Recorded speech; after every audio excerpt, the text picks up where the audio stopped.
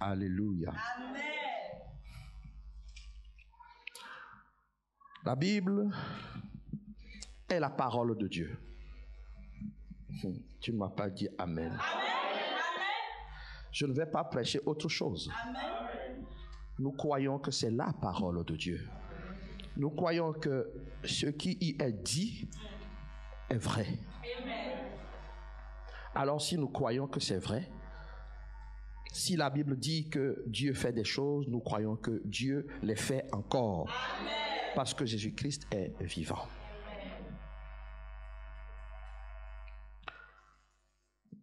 Jésus-Christ sauve et guérit. Amen. On aurait pu dire Jésus-Christ guérit et sauve. Ces deux mots sont liés parce que quand Jésus-Christ est venu sur cette terre, il avait un but. Le but, c'était de démontrer l'amour de Dieu afin que tous les hommes se détournent de leur vie de péché en croyant en Dieu afin de vivre l'éternité avec Dieu. Parce que Jésus-Christ est venu pour accorder la vie éternelle. Et la Bible nous enseigne que pour pouvoir encourager, démontrer la supériorité de son royaume, parce que la vie éternelle, elle est réservée pour ceux qui vont hériter du royaume de Dieu. La Bible va nous dire qu'il va opérer des miracles, des prodiges. Mais s'il ne s'agissait que de ça, il y a des moments, des gens ont cru, des gens n'ont pas cru malgré le miracle. Il ne s'agissait pas que de ça. Les hommes avaient une dette vis-à-vis de Dieu. La dette du péché. La dette du péché. Dieu étant saint, on ne peut pas être avec lui si on n'est pas saint. Le Dieu qui a créé les cieux et la terre, qui a créé les hommes, est sans faute, sans tache. Et la Bible dit dans Romains 3, verset 23, que tous les hommes ont péché. Tous les hommes, il n'y a pas un seul. Tous les hommes ont péché. Depuis Adam jusqu'à maintenant. Jusqu'après. Jusqu'à ce que Jésus vienne. Tous les hommes ont péché.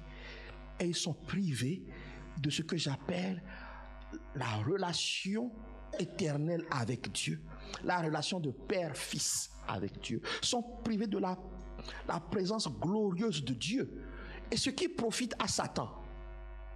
Tout homme qui est privé de la relation glorieuse avec Dieu est un homme, la Bible nous avons lu, est un homme qui est sous l'empire du diable. Le diable peut faire ce qu'il veut avec, jusqu'à même le rendre malade.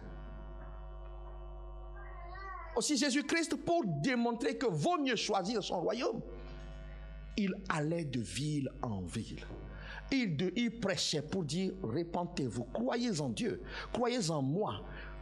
Et il guérissait pour démontrer que Satan n'a pas le droit de régner sur les hommes qui vont croire en lui. Il y a un homme qui s'appelle Corneille. Il cherchait Dieu. Il y a des hommes et des femmes qui cherchent Dieu, qui ont une idée de Dieu. Si tu n'as pas trouvé Jésus, tu ne trouveras pas le vrai Dieu. Donc, dans Acte 10, il était en train de prier, comme beaucoup prient. J'aimerais que l'orgueil des évangéliques cesse un peu.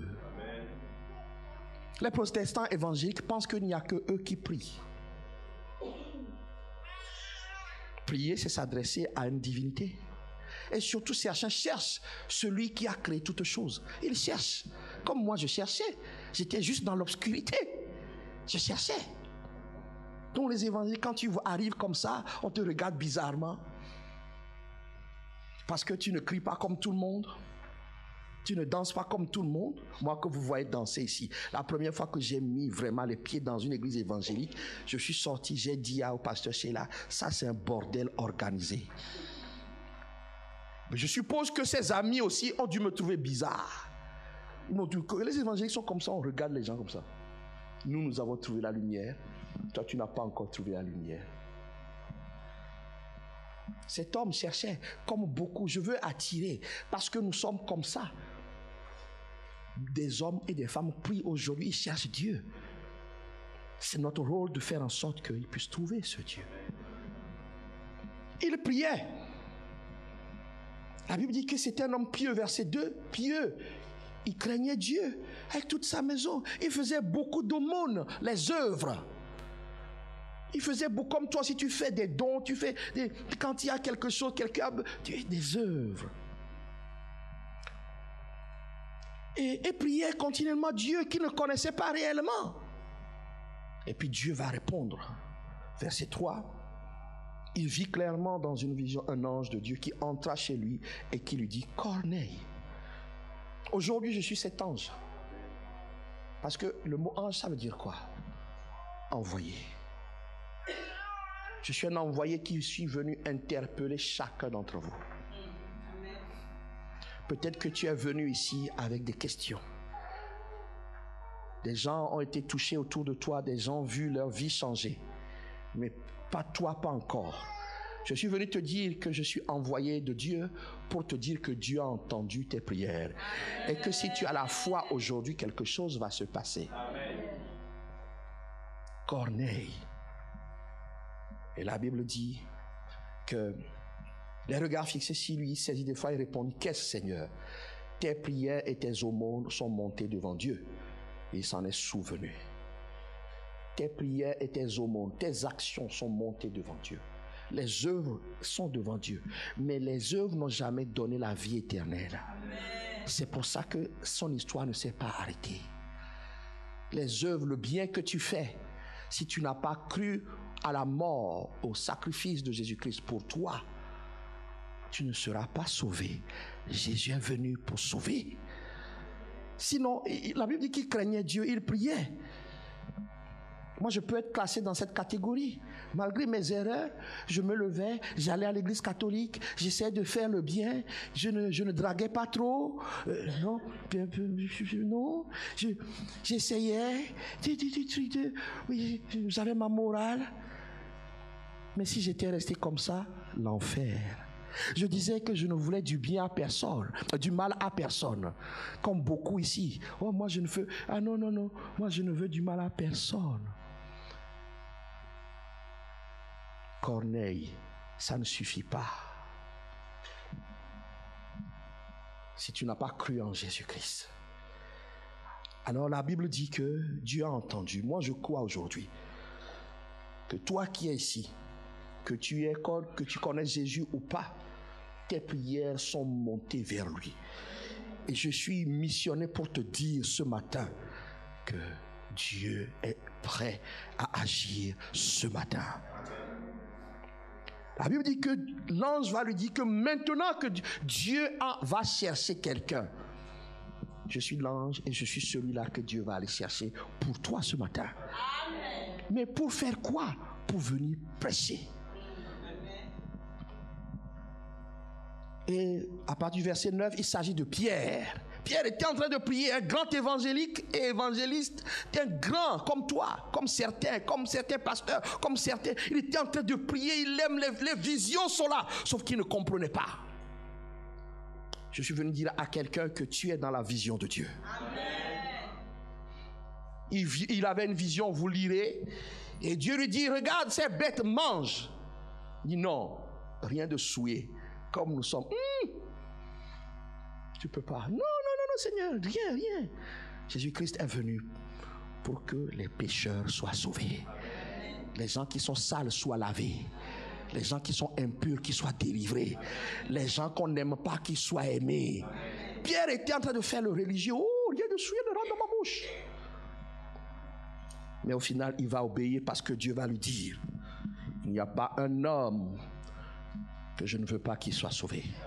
Même les païens, les méchants, les catholiques, ceux qui font le yoga, les musulmans, toute forme de personne, tout dit non, je veux qu'il soit sauvé. Alors, on va aller chercher Pierre. Mais écoutez ce que Pierre va dire, verset 34. Pierre va arriver chez eux, verset 33 d'abord. Il raconte. Corneille dit, j'ai envoyé vers toi, tu as bien fait de venir. Maintenant donc, nous sommes tous devant Dieu. J'aime ça. Nous sommes tous devant Dieu ce matin. La Bible dit que là où deux ou trois sont assemblés en son nom, Dieu est présent. Si tu peux sentir ce que je ressens, si je pouvais, je lâcherais mon micro, je me mettrais juste à genoux pour dire, oh Seigneur, ta présence est good. J'ai la foi que quand je m'associe avec quelqu'un pour prier, Dieu est là. Alors nous sommes plus de 2 ce matin. J'ai cette foi que nous sommes tous devant Dieu. Maintenant, il dit, nous sommes tous devant Dieu pour entendre tout ce que le Seigneur t'a ordonné de nous dire. Je suis venu te dire ce que le Seigneur m'a ordonné de te dire. Alors Pierre, ouvrant la bouche, dit, en vérité, je reconnais que Dieu ne fait point exception de personne. Il n'y a pas de favoritisme chez Dieu. Vous savez, celui qui a cru et qui n'est pas sensibilisé sur le fait que d'autres doivent être sauvés, considère que lui il est meilleur que celui qui ne connaît pas Dieu. Toi aussi, tu étais pécheur. C'est Dieu qui t'a fait grâce. Dieu nous a tous fait grâce.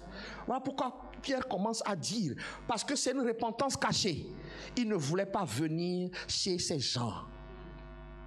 Peu importe ta nature, peu importe tes péchés, peu importe tes fautes, peu importe ta vie, Jésus m'a envoyé ce matin vers toi. Je n'ai pas le choix que de t'aimer. Je n'ai pas le choix que de te dire que Dieu t'aime. Il va dire, qu'en toute nation, celui qui le craint, qui pratique la justice, lui est agréable. Ceux qui font des efforts. Mais il y en a, en venant ici, c'est un effort. Peut-être que tu es venu observer, tu es venu en spectateur, c'est déjà un effort qui sera récompensé aujourd'hui. Alors il dit, il a envoyé la parole aux fils d'Israël en leur annonçant la paix par Jésus-Christ. La paix par Jésus-Christ, la paix entre Dieu et les hommes. Tout homme qui n'est pas sauvé, qui n'a pas reconnu l'amour de Dieu, a accepté Jésus dans sa vie, est en guerre avec Dieu. Or, il est le créateur de toutes choses. Il est le chef de l'armée céleste. Tous les hommes, tous autant que nous sommes, si nous ne recevons pas, si nous ne croyons pas en l'œuvre de la croix, nous sommes en guerre contre Dieu parce qu'à cause du péché. La paix, nous l'avons en Jésus-Christ parce qu'on va le voir par son sacrifice. Dieu nous pardonne. Alors il n'y a plus de guerre. Il n'y a plus de culpabilité. Qui est le Seigneur de tous? Verset 37. Vous savez ce qui est arrivé dans toute la Judée. Après avoir commencé au Togo,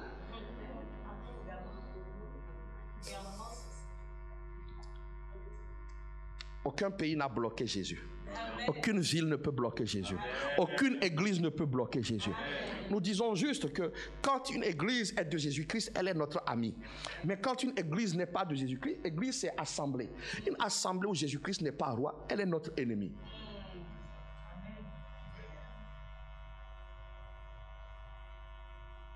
Donc, Jésus a commencé au Togo. Il s'est souvenu un peu du Gabon. À Côte d'Ivoire, la France. Non, il n'a pas oublié le Congo. Ni l'Angola. La Bible dit qu'il a commencé en Galilée, Judée, après avoir commencé en Galilée, à la suite du baptême de Jean, que Jean a prêché. Vous savez comment Dieu a oint du Saint-Esprit et de force Jésus de Nazareth, du Saint-Esprit et de force, pour arracher la vie de Geoffroy des mains de Satan. Amen. Pour nous arracher, pour arracher un homme du chemin de l'enfer, il y a démonstration de puissance. Alors avant, il a commencé à manifester. Nous avons vu hier cette femme qui pendant 18 ans avait une maladie physique, alors que derrière la maladie physique, c'était un démon. Jésus a chassé le démon. La femme a été sauvée. Donc Dieu l'a oint de son esprit pour accomplir parfaitement son travail. Et de force, je suis oint du même esprit pour arracher aujourd'hui, comme ça a commencé vendredi, des mains de Satan chacune de vos vies. Amen.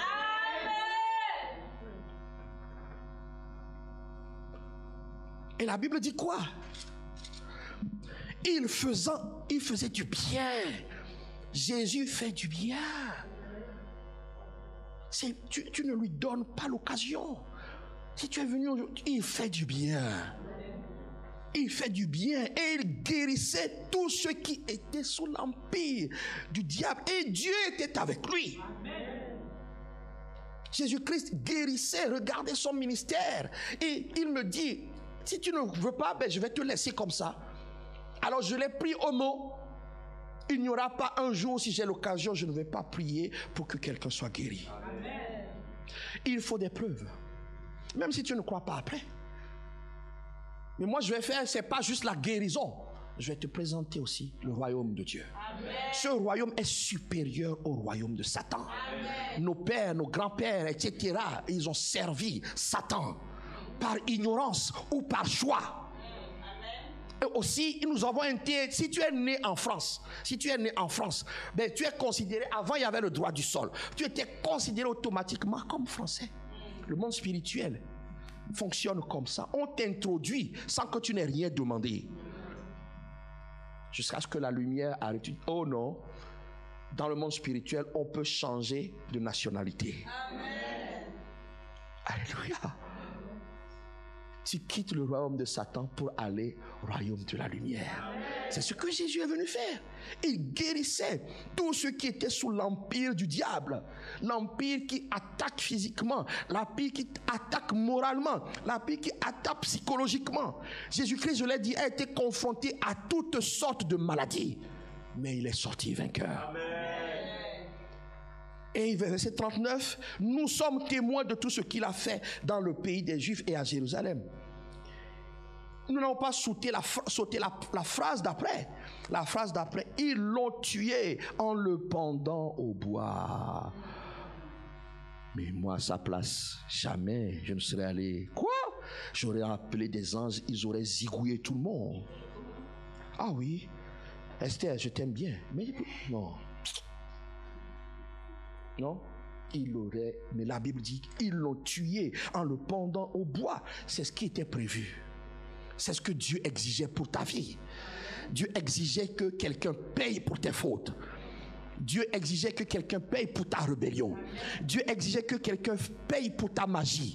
Dieu exigeait que quelqu'un paye pour ta culture avec des cérémonies. Dieu exigeait que quelqu'un paye, que tu saches ou pas, tu étais dedans.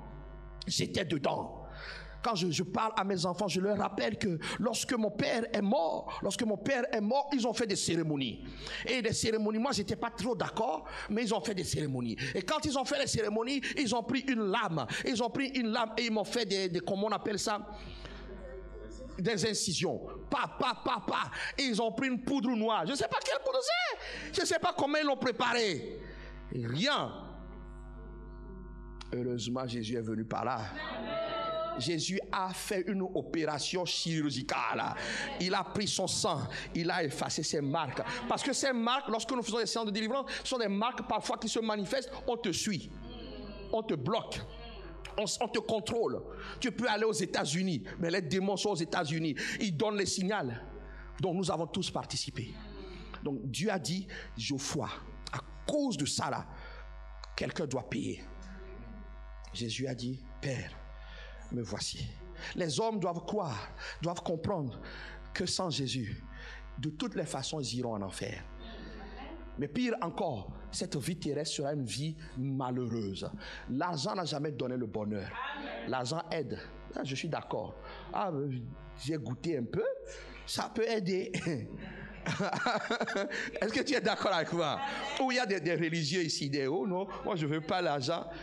J'ai dit à quelqu'un, avec mon épouse, notre devise, c'est quand même mieux de servir Dieu quand on a le ventre plein. Amen. Nous avons connu la faim, on a servi. Mais il y a une différence quand même. Quand tu as le ventre plein, c'est quand même ça a une autre saveur. Amen. Donc sur cette terre, Jésus-Christ peut délivrer. Amen. Il libère. Et donc, il fallait qu'il meure. Mais on ne peut pas parler de résurrection sans mort. On ne peut pas parler de... Voyez tout le monde, on va partir, il est ressuscité. Mais tu dois rappeler à quelqu'un, avant la résurrection, il est mort. Mais pourquoi il est mort? Pour te ramener dans le royaume de Dieu. Si tu veux croire. Alléluia. Est-ce que vous êtes avec moi? Ils l'ont tué. Il s'est laissé tuer pour toi. Verset 40. Et c'est ça qui est extraordinaire. Dieu l'a ressuscité. Dieu l'a ressuscité. Dieu l'a ressuscité. Dieu l'a ressuscité et il a permis qu'il apparût. Acte chapitre 1 nous dit que pendant 40 jours, pendant 40 jours, il s'est montré aux gens. Il s'est montré et lui, Pierre dit, nous avons mangé et bu avec lui après qu'il fut ressuscité. Et Jésus nous a ordonné de prêcher au peuple, d'attester que c'est lui qui a été établi par Dieu, juge des vivants et des morts. Juge des vivants et des morts. Tôt ou tard, tout le monde passera devant lui. Première hypothèse, tu acceptes définitivement de confier ton destin en Jésus, en croyant en lui, en obtenant le pardon, parce que la mort qu'il a subie, c'est pour obtenir le pardon de tous tes péchés. Tes aumônes ne peuvent pas obtenir le pardon. Ta dîme, ton argent, tes efforts, ta maison ne peut pas obtenir le pardon de Dieu. Le sang qu'il a versé a obtenu le pardon. Dieu a effacé le jour où tu as cru. Et quand après avoir cru, tu pèches encore, la Bible dit que son sang est disponible pour nettoyer. Donc première hypothèse, tu as cru vraiment. Quand tu passeras devant Jésus, il va te serrer la main, il va dire passe. Et puis il va dire reviens quand même. Montre-moi tes œuvres. Ok, tu as prié pour combien de personnes pour qu'ils soient sauvés? C'est pas ta maison qui va voir. C'est pas ton compte en banque. Comment tu l'as servi? Il dit, c'est ok, entre. Deuxième hypothèse extrême. Je te dis que Jésus-Christ t'aime, qu'il a donné sa vie pour toi, pour que tu n'ailles pas en enfer. Tu dis que ce n'est pas vrai, que tu n'as pas besoin, que tu te suffis à toi-même. Ton compte en banque plaide pour toi. Vous savez, beaucoup de gens ne rentreront pas au ciel parce que quand ils regardent leur compte en banque et ils regardent ton compte en banque, toi qui as cru, ils disent que tu pèses pas lourd. Je prie que déjà que ça change. Je prie que le transfert revienne dans le royaume de Dieu. Et puis quand bien même, c'est qu'ils ne regardent, ils sont dans les ténèbres. Ils ne voient pas que la paix que tu as, eux ne l'ont pas. Amen. Voilà pourquoi ils vont t'envier en douce, mais ils ne vont pas. Mais deuxième hypothèse, tu refuses. Comme aujourd'hui, quelqu'un doit accepter de se détourner de sa vie que Dieu condamne. Amen. Une vie d'impudicité, une vie de malhonnêteté, une vie de vol, une vie de mensonge, une vie de jalousie, d'envie, une vie d'ivrognerie, et la liste, ils sont tellement nombreux. Ça s'appelle péché. Si tu ne renonces pas, deuxième hypothèse, c'est que face à Jésus, et tu diras, tu vas souffrir continuellement jusqu'à ce que, parce qu'il n'y aura pas de fin. Et il y a les millionnistes, les centristes. Avec Jésus-Christ, c'est oui ou c'est non. Il y a des centristes, hein? Ils sont au centre.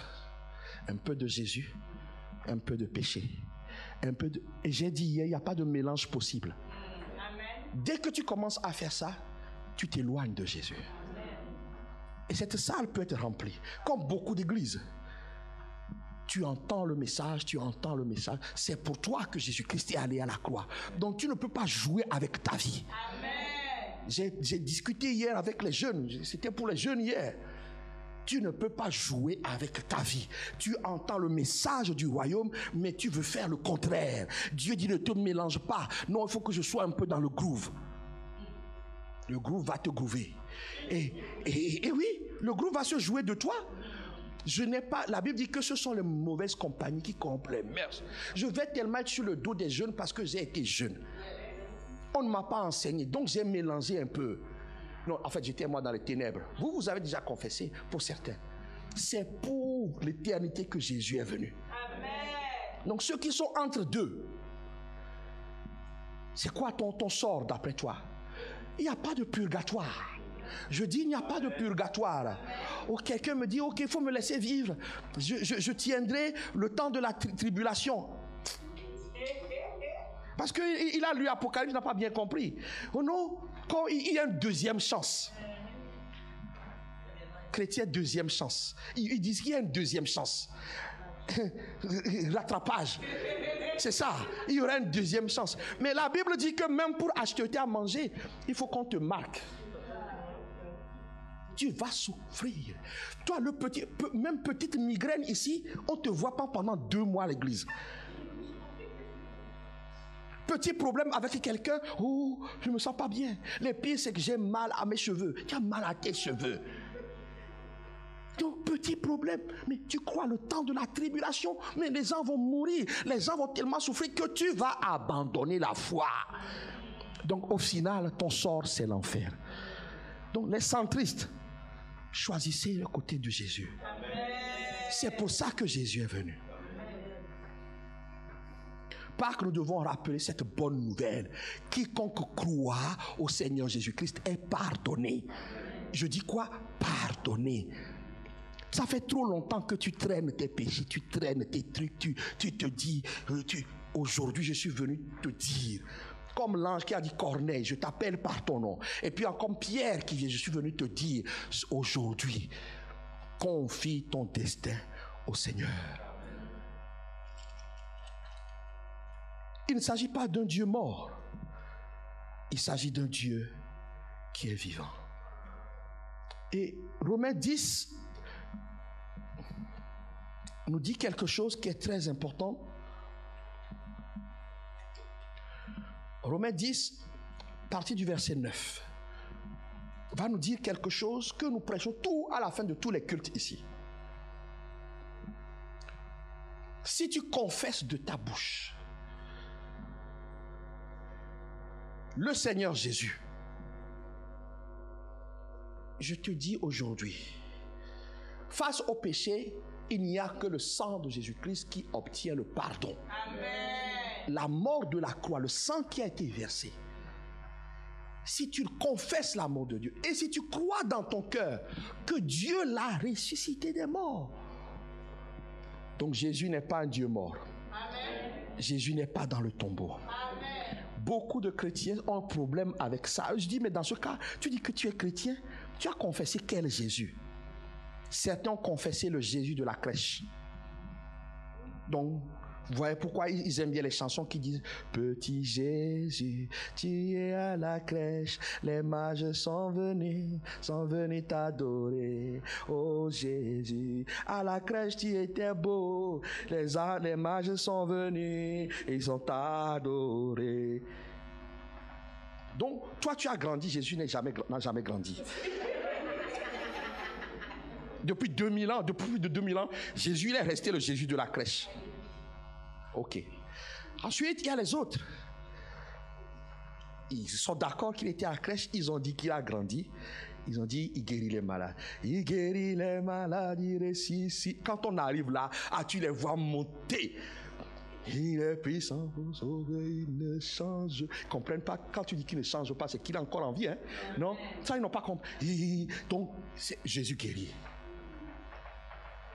Alors, quand tu arrives à la croix, je me prosterne, où ton sang... Alors là, il commence à se fâcher. Mais non, Jésus, ah non, pourquoi? Moi, mon Dieu ne peut pas souffrir. Ah non, c'est pas possible. Mais quoi? Mon Dieu qui est puissant? Non, c'est le même Jésus, il est allé à la croix.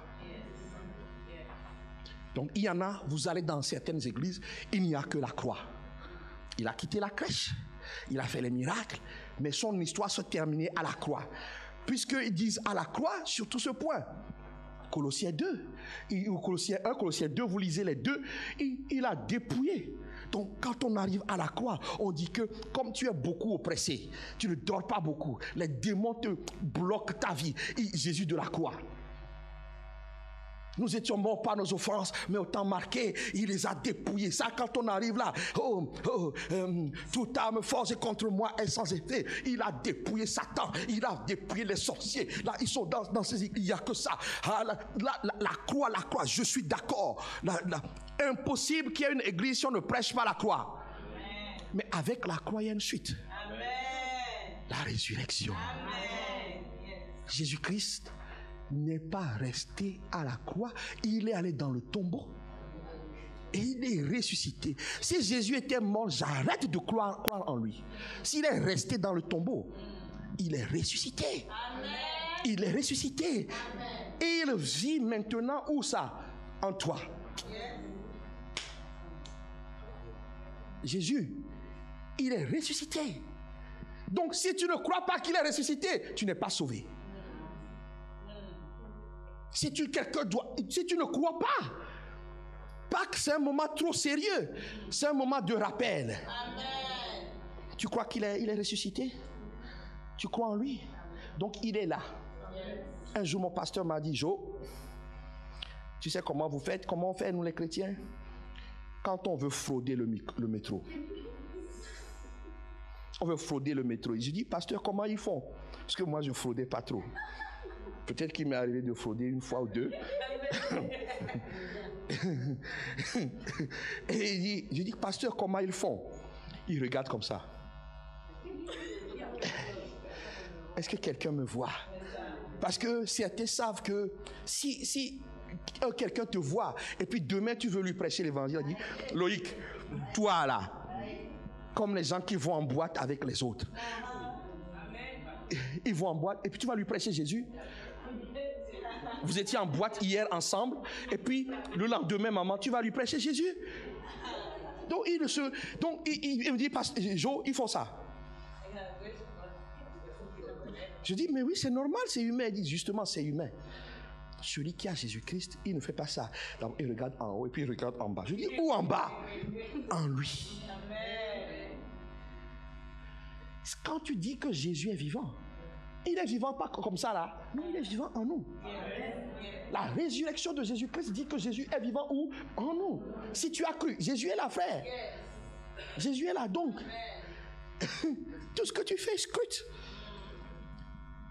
Les gens n'ont pas pu le tuer, donc toi tu vas le tuer.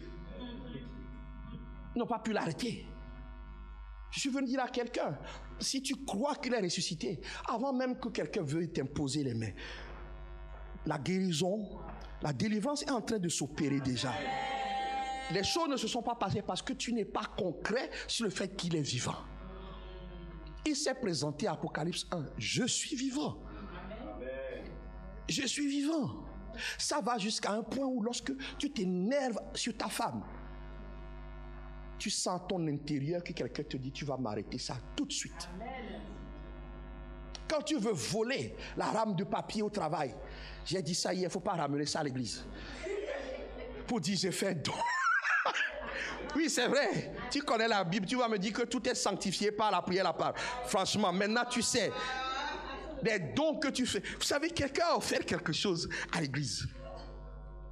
Dès que je suis arrivé, je lui ai dit, frère, tu as trouvé ça où? Alors j'ai commencé tactiquement, les pasteurs, on est différents des évangélistes et des prophètes. Le prophète va dire, je t'ai vu là. Le pasteur va te dire, il va se dire à lui-même, je l'ai vu, mais dis-lui d'aller déposer ça. Donc je dis, frère, tu as ça vient d'où? Ah, bon, maintenant tu dis, comment tu fais? Je le renvoie. Certains maintenant je vais les renvoyer. Quand tu es un peu âgé, je te renvoie, dis, arrête, on n'amène pas des choses volées à l'église. Amen. Ou des choses que tu as prises sans autorisation. Amen. Donc là, il avait pris sans autorisation. Alors j'ai trouvé tous les moyens possibles. Quand on voulait faire entrer dans le...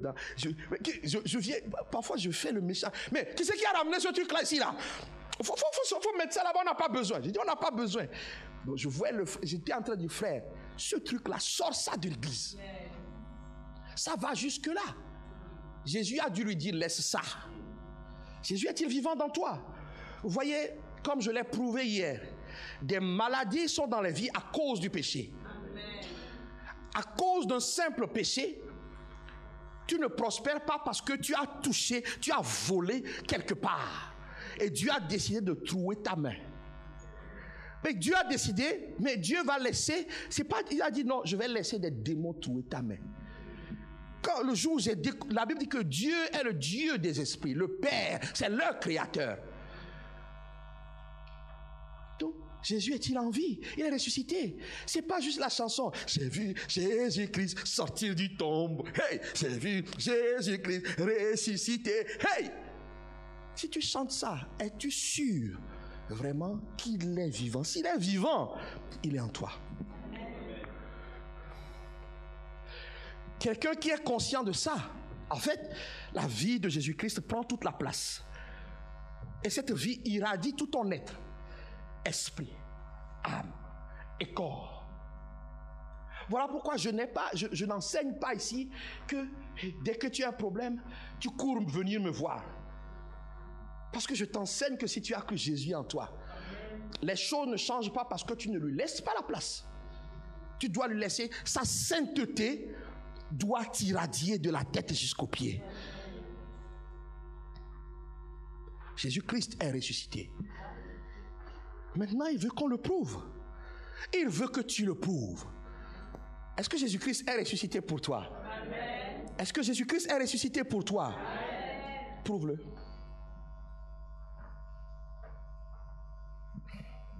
Prouve-le. Parce que franchement, Esther, si Jésus-Christ rentre en personne ici comme moi, en personne,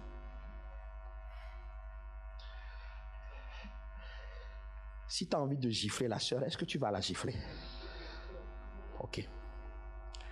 Si tu as envie d'insulter le frère, est-ce que tu vas l'insulter? Pourquoi? Ok. Ok. Tu veux honorer le Jésus qui est là. Si Jésus vient là, est-ce que tu vas écraser le pied de la sœur? Si Jésus est là, est-ce que tu vas dire, pasteur m'énerve parce qu'il ne m'a pas dit bonjour? Si Jésus-Christ est là, est-ce que tu vas envier tu vois, il y a une sœur là-bas là, qui a apaisé, qui est tranquille, qui regarde son téléphone. Et elle a un grand iPhone 15. C'est déjà sorti ou pas? On est à quel numéro? Oh, c'était pour savoir si vous étiez à la page. Mais oui, j'ai vu le 14 à la télé. Mais oui, c'était pour voir si vous suivez. Si Jésus-Christ est là, est-ce que tu vas envier son iPhone 14? Si tu n'envies pas, le démon qui a derrière l'envie ne peut pas te toucher. Amen. Si tu ne le piétines pas, le démon qui est là pour te frapper, il ne va pas te frapper. Si j'ai dit quoi à elle, tu vas la frapper, tu devais la gifler. Tu ne la gifles pas, mais peut-être que c'est elle qui a la solution pour ta vie. Tu ne l'insultes pas, peut-être que c'est lui qui va te présenter ton mari. Mais si tu le gifles, Satan vient, il dit, comme tu as péché, tu l'as brutalisé, je vais te brutaliser aussi. La vie chrétienne, elle est très simple. Quiconque est conscient que Jésus est présent, est vivant, arrête de faire certaines choses. Aussi, la Bible dit, et le malin ne te touche pas. Beaucoup sont touchés parce qu'ils ne voient pas, ils voient Jésus le dimanche. Mais du lundi jusqu'au samedi, ne voit pas Jésus. Alors, quand il y a un séminaire, il court. On dit qu'il y a la guérison ici. Ils veulent être le premier sur la ligne. On va t'imposer toutes les mains de tous les pasteurs, de tous les prophètes, de tous les apôtres, de tous les titres du monde. Si tu n'es pas conscient que Jésus est présent en toi et qui te demande d'arrêter, le même problème va subsister. L'évangile est simple et compliqué. Si Jésus-Christ est vivant, dis-toi seulement, le jour où mon fils m'a ouvert les yeux, il m'a ouvert les yeux comment? Je lui ai dit, je vais te punir. Je ne sais plus ce qu'il avait fait. Tu es tout petit. J'ai dit, oh, là, Élysée, là, je vais te faire ta fête. Et puis il ouvre sa grande bouche là pour dire, papa, je vais le dire à Jésus. Cet enfant a conscience que si je crains quelqu'un, c'est Jésus. Et que le fait que, je ne sais pas, parce que lui c'est un prophète, il se nie, mais le fait qu'il a fait cette déclaration pour te dire, je sais que tu es conscient de la présence de Jésus en toi. Donc tu ne peux pas être injuste envers moi. Parce que la Bible dit que les injustes n'hériteront pas. Et pourquoi tu veux qu'une séance de délivrance Tu dois juste laisser le péché, l'attitude que Jésus-Christ veut que tu abandonnes. Vous nous fatiguez. Jusqu'en 2019, je faisais des séances. J'ai dit, 2020 m'a sauvé. Le Covid, moi, m'a sauvé. J'ai pris confiance. Je peux prêcher jusqu'au bout, mais je sais que c'est quand je prêche que les gens reçoivent la délivrance. Je suis conscient. Jésus-Christ est vivant, il est ressuscité. Tu dois prendre conscience. Quand tu vas faire les yeux doux à la fille,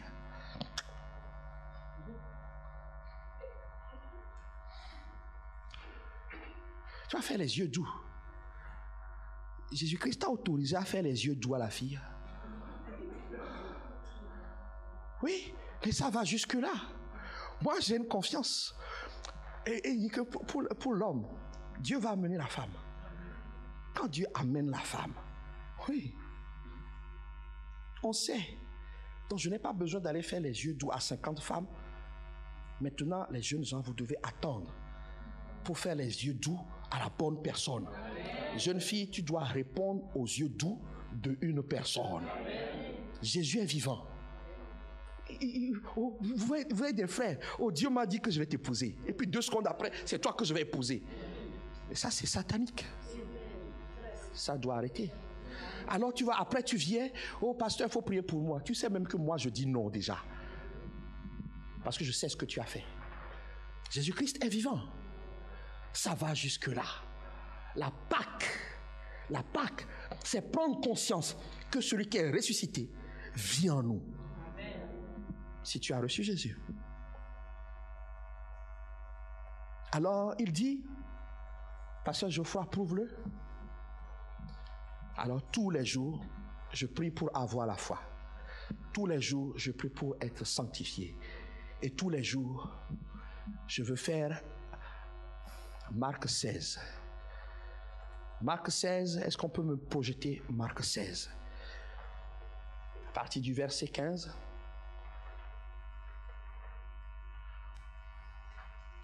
Puis il leur dit, allez par tout le monde, prêchez la bonne nouvelle à toute la création. Verset suivant. Celui qui croit sera baptisé, sera sauvé, mais celui qui ne croira pas sera condamné. C'est ce que je suis déjà en train de vous dire. Beaucoup jouent avec la bonne nouvelle. Beaucoup, ils ont suivi leurs parents, ils pensent que c'est ça qui les sauve. Tu dois croire toi-même. Quiconque invoquera le nom du Seigneur Jésus sera sauvé. Tu dois croire toi-même. C'est ce que je te dis. Verset suivant. Voici les miracles qui accompagneront ceux qui auront cru.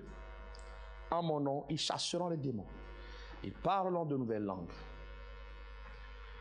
Ils saisiront des serpents.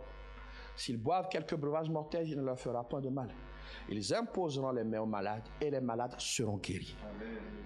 Ce passage est en écho avec Luc 4, verset 18, ce que Jésus est venu faire. Maintenant, Jésus nous a passé le relais. Jésus-Christ, l'Esprit du Seigneur m'a oint pour annoncer la bonne nouvelle aux pauvres. Amen. Pour délivrer, libérer, guérir. Alors, maintenant, il dit, pasteur Geoffroy, prouve-le. J'ai dit, d'accord. Je vais le prouver que j'ai foi. C'est pour ça que ce week-end a été organisé. Que des gens soient sauvés et que des gens soient guéris. Et ça a commencé. Ce n'est pas une question d'agitation, j'ai foi. J'ai foi que quand je vais imposer la main à quelqu'un, la personne sera guérie. J'ai foi que quand je vais ordonner dans ta vie, tout démon qui siégeait depuis des siècles quittera ta vie. J'ai foi et les preuves sont déjà là. Et ce n'est pas réservé seulement à quelques personnes, c'est réservé à tout le monde. Si dans la famille de Franck quelqu'un est malade, Franck doit se lever. Je pose les mains au nom de Jésus-Christ. Dans la famille d'Antonio, si quelqu'un est souffrant, qu'il y a des moments à la maison assiégée, tu te lèves, tu dis au nom de Jésus-Christ. Tout démon qui veut attaquer ma maison, tu prends tes bagages, tu pars. Mais pour ça, il faut que Jésus-Christ soit reconnu vivant en toi.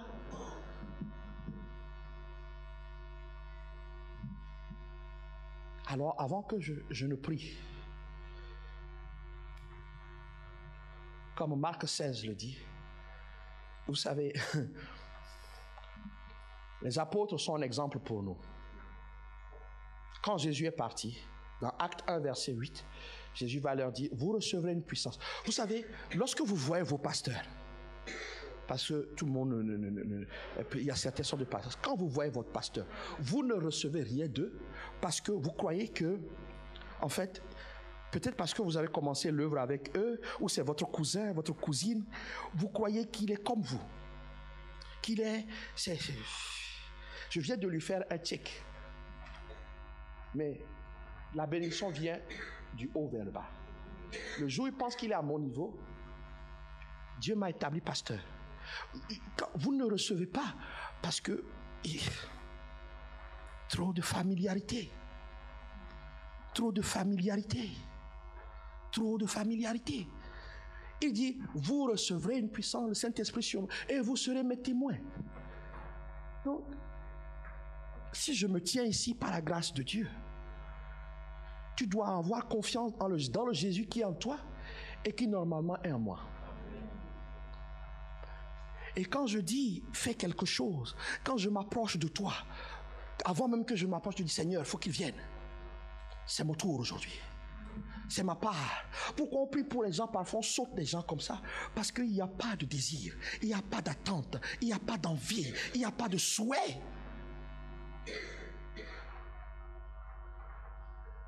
Il dit, et quand tu regardes Pierre, j'ai regardé les miens, Pierre, le peureux qui a trahi Jésus.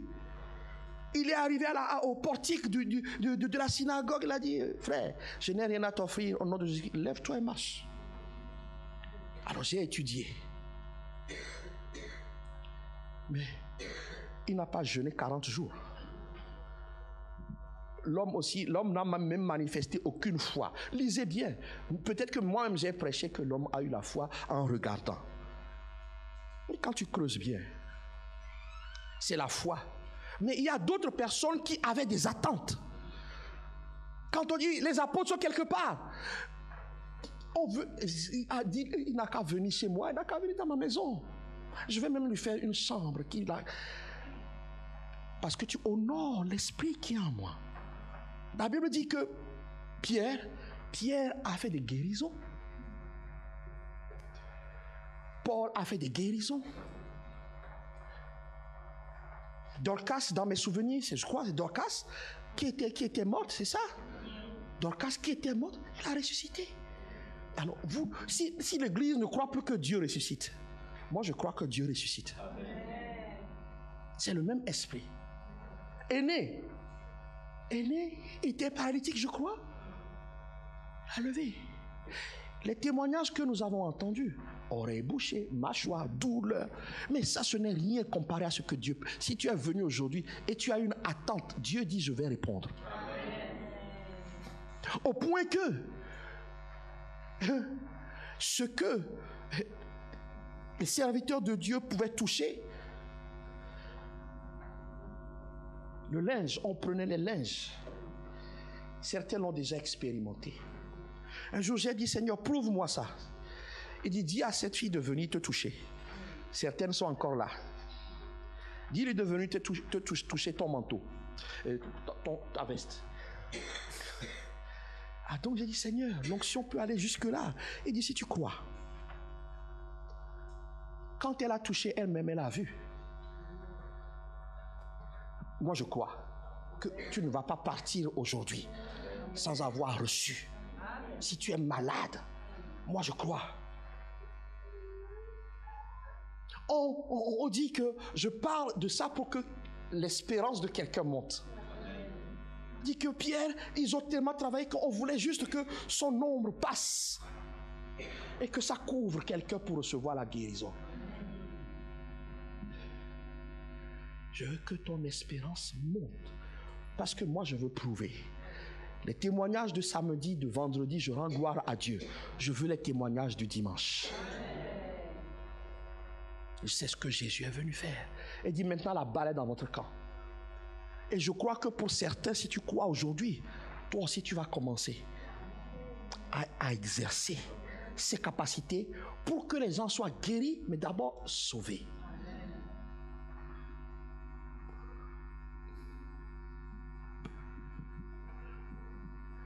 Le plus grand défi que j'ai eu pour une maladie, c'est le cancer. À partir de ce moment, j'ai commencé à croire que Dieu guérit le cancer. Cette femme qui était rentrée, mais Dieu m'a fait quand même la leçon parce que je demandais le miracle. J'ai dit, Seigneur, non, cette église, il faut des miracles. J'ai dit, amenez-la. Et donc la cancéreuse est venue. J'ai dit, on était peut-être 10. J'ai dit, église, on va tendre les mains. L'église a tendu les mains. J'ai posé ma main. J'ai dit, maintenant, retourne voir le médecin. Quand elle est allée voir le médecin, le cancer disparu. Alors j'ai dit, ça y est, l'église va faire chiou. Elle va faire la publicité comme cette femme. Elle va faire la publicité. Dieu a voulu me faire la leçon. Les miracles n'ont jamais sauvé quelqu'un. Amen. Elle n'est pas revenue, hein, papa. Pouvait même venir dire merci à l'église. Elle n'est pas venue. Mais attends, le pire. Attends, dis à ton voisin, attends. Le pire qu'elle a fait, c'est que elle est allée voir la fille, la soeur qui l'a amenée. Mais bon, j'ai été guéri quand même, mais on va quand même quitter ton église. Hein? On va aller dans une autre église. Ce jour-là, j'ai compris que la guérison, elle est nécessaire, mais ce n'est pas ça qui sauve. Amen. Mais ce n'est pas pour autant que je vais arrêter de prier. Amen. Pour que les gens reçoivent. Alors, Jésus-Christ sauve, Jésus-Christ guérit. La première des choses qu'il y a lieu de faire ce matin dans cette église, c'est que ceux qui n'ont pas encore cru qu'ils croient. Pour ta propre vie. Jésus-Christ a dit dans sa parole, les impudiques, les adultères, les violeurs, les voleurs, les menteurs ne peuvent pas hériter du royaume. Et les rancuniers, c'est pareil. Même les rancuniers, oui. Il va dire les excès de table. Hein? Mais je vous ai lu ça vendredi. Ceux qui font excès de table, Jésus va venir, tu seras en train de digérer. Les excès de table, ce qu'il faut. Bien-aimé, ce matin où Jésus-Christ, tu crois qu'il est vivant. Je suis venu te dire que Jésus-Christ t'aime, c'est pour ça qu'il a donné sa vie. Crois en lui, tu éviteras l'enfer. Nous allons incliner la tête.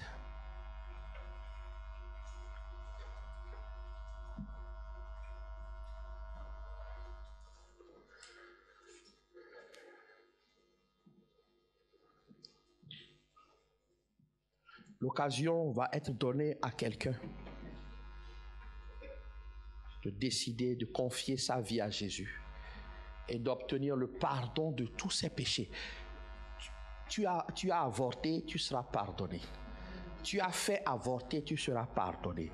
Tu as tué, tu seras pardonné. Tu as pratiqué la sorcellerie, tu as touché à la voyance, tu seras pardonné. Tu as utilisé la carte pour trouver un mari, tu seras pardonné. Tu as demandé des enfants à des démons, tu seras pardonné. Tout ce que Dieu te pardonne, pardonne. Il faut juste croire, demander pardon. Alors je ne sais pas s'il y a quelqu'un ici qui veut faire ce pas vers Jésus. Le Jésus ressuscité ne vient que si toi tu l'invites dans ta vie. Donc, pendant que les têtes sont baissées, moi je veux prier avec toi. C'est une prière, c'est Dieu est esprit et il va entrer en toi. Aujourd'hui, tu vas commencer une nouvelle vie. Alors, est-ce qu'il y a quelqu'un aujourd'hui qui veut prendre la décision ou qui veut décider de revenir à ce Jésus? Est-ce qu'il y a quelqu'un aujourd'hui? Si tu es là, lève juste la main. Pas ceux qui sont connectés, je ne te vois pas. Moi, je ne vois pas. Quelqu'un parmi nous ici peut-être s'est refroidi, est retourné en arrière parce qu'il a été déçu. Jésus-Christ dit, j'ai été envoyé pour guérir ceux qui ont le cœur brisé. Alors nous allons prier. Si tu es ici, tu lèves la main, tu te tiens debout. Ce n'est pas le moment d'avoir honte. Je veux juste te voir pour pouvoir faire comme Jésus, le Jésus qui est en moi, qui porte son regard sur toi par ta foi. Jésus-Christ l'a fait publiquement. Et tu peux le faire aujourd'hui. Confesser Jésus-Christ, si tu crois dans ton cœur. Peut-être que tu hésites, ce n'est pas un problème.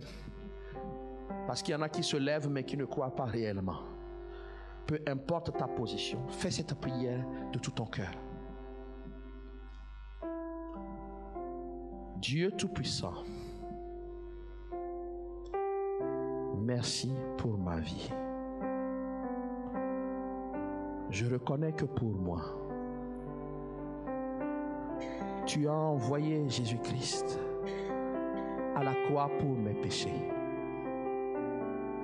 Il a souffert, il a versé son sang, il est allé dans le tombeau, il est ressuscité des morts le 3e jour. Il est monté aux cieux à la droite de Dieu. Je te demande pardon pour mes péchés. Lave-moi, purifie-moi par le sang de Jésus.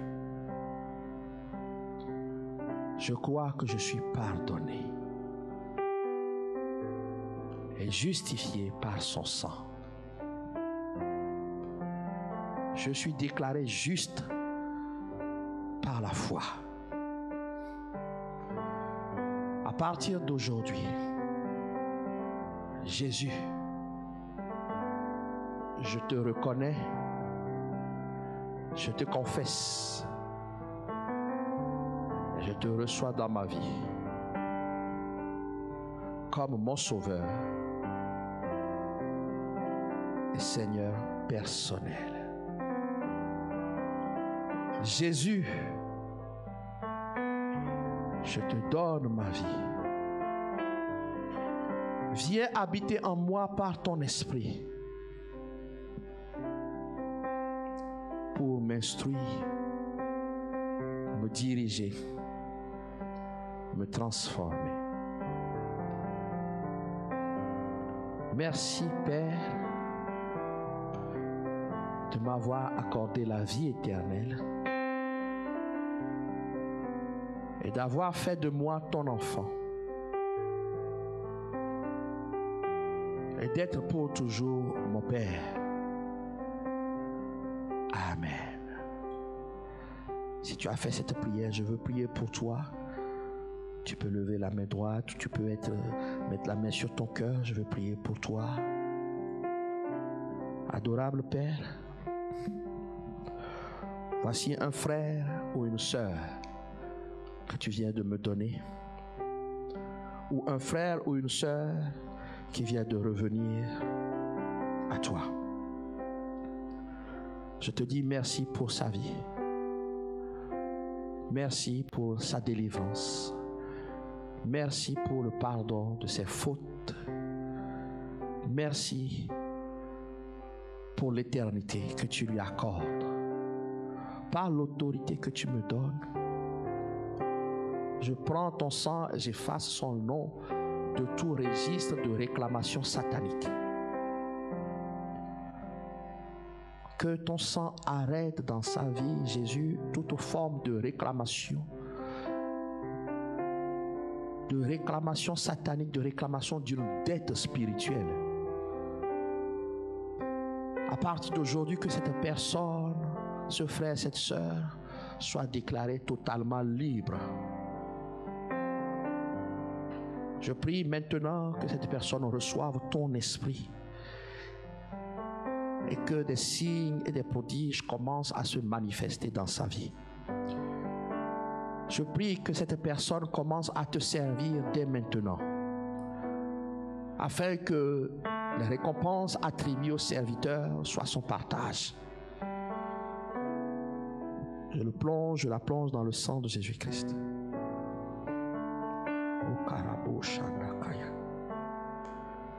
Je prie que le souffle, ton souffle, enlève les herbes mortes, les branches mortes maintenant de sa vie. Au nom de Jésus-Christ. Amen. Que le Seigneur vous bénisse abondamment. Sois pour acclamer le Seigneur.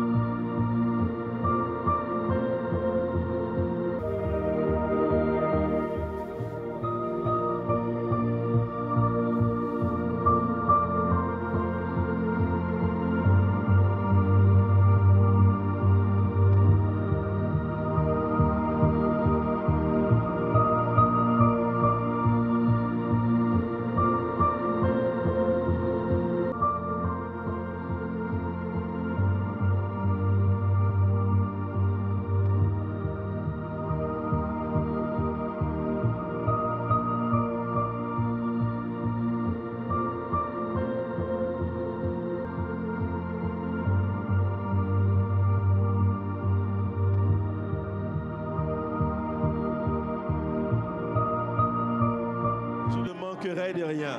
Il me fait reposer dans de verts pâturages. Il me dirige près des eaux paisibles. Il restaure mon âme. Il me conduit dans les sentiers de la justice à cause de son nom.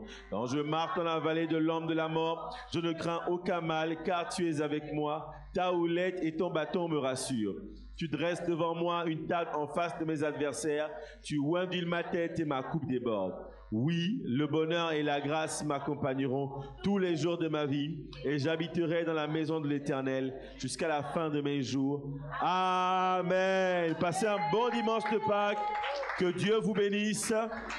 Amen.